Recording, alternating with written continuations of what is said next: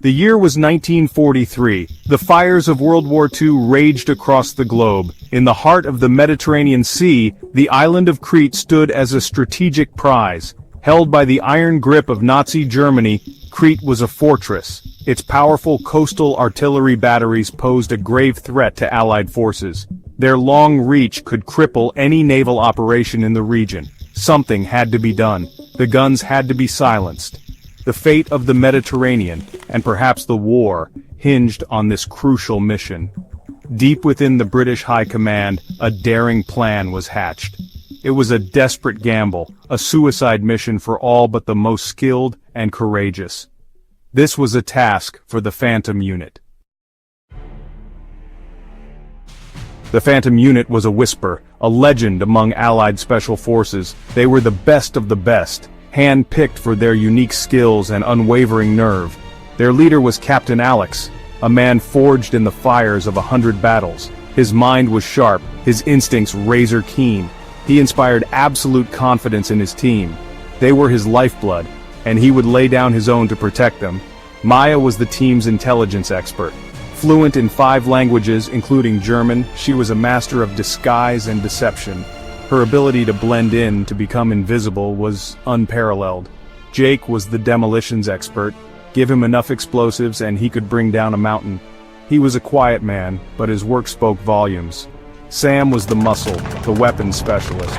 He could field strip and reassemble any firearm blindfolded. His loyalty to the team was absolute. These 4 soldiers, bound by duty and trust, were about to embark on a mission that would test their limits. Under the cover of darkness, a German supply boat, its hold laden with stolen goods, slipped out of a Turkish port. But appearances can be deceiving. The crew were not who they seemed. They were the Phantom Unit, disguised beyond recognition. Maya had outdone herself, procuring uniforms and documents that could fool even the most discerning Gestapo officer.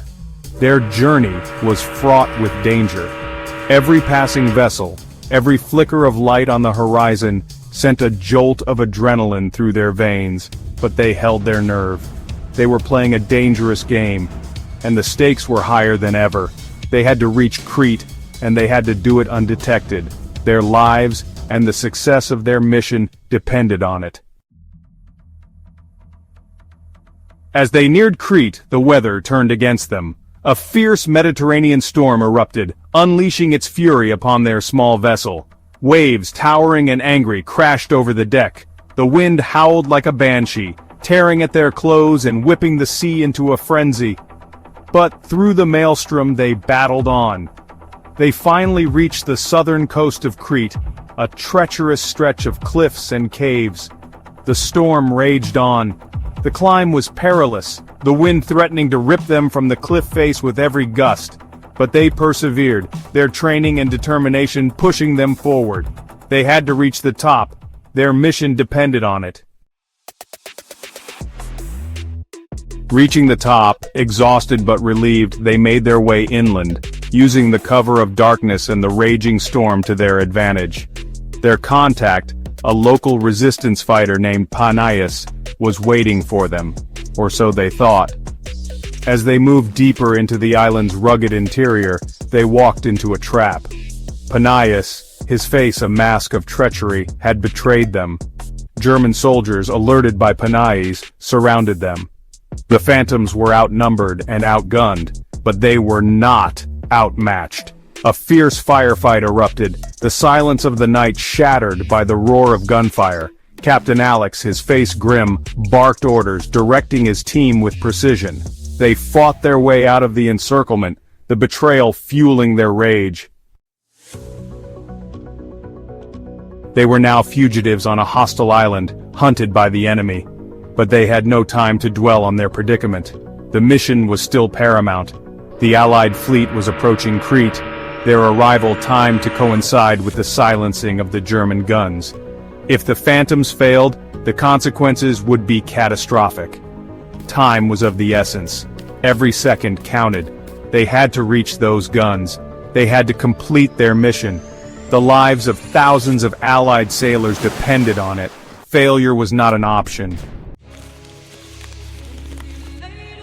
The German coastal artillery battery was a formidable fortress, manned by seasoned troops and bristling with firepower. But the Phantoms had a plan. Under the cover of darkness, they infiltrated the base, their movements silent and deadly. They planted their explosives with precision, targeting the guns and their ammunition stores. The night erupted in a symphony of destruction. The ground shook with the force of the detonations. The German guns, once symbols of Nazi might, were reduced to twisted metal and fire. Operation Thunderstrike was a success. As dawn broke over Crete, the Phantom unit, battered but unbroken, slipped back into the shadows. They had achieved the impossible. They had silenced the guns of Crete, paving the way for the Allied invasion. Their names would never be etched in history books, their faces never grace a postage stamp. But in the annals of covert operations, their legend would live on. They were the Phantom unit, and they had stared death in the face and emerged victorious. They were heroes. If you enjoyed this thrilling tale of the Phantom unit, don't forget to like, share, and subscribe. Your support helps us bring more exciting stories to life. Stay tuned for more adventures.